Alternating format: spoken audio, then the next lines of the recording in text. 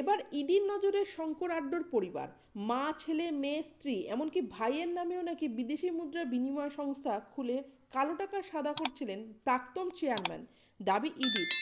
তার পরিপ্রেক্ষিতেই যে কোনো মুহূর্তে নেতার পরিবারের সদস্যদের তলব করা হতে পারে বলে সূত্র মারফত খবর।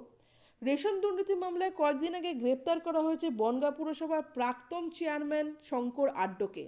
তাকে জেরা করে দুর্নীতির শিখরে পৌঁছানোর চেষ্টা করছে কেন্দ্রীয় তদন্তকারী সংস্থা।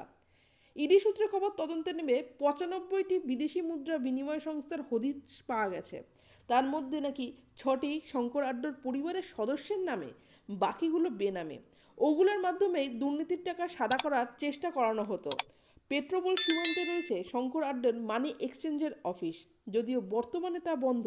তদন্তকারীদের অনুমান, কালো টাকা কিভাবে সাদা করা হবে সেই ষড়যন্ত্রে গুরুত্বপূর্ণ ভূমিকা ছিল শঙ্কর আড্ডর, যাতে পরিবারের সদস্যদের যুক্ত করেছিলেন তিনিও। সেই কারণে রহস্য ভেদ করতে এবার আড্ড পরিবারের অন্যান্য সদস্যরা ইডির নজরে। তদন্তের স্বার্থে জিজ্ঞাসাবাদের মুখোমুখি হতে পারে তারা।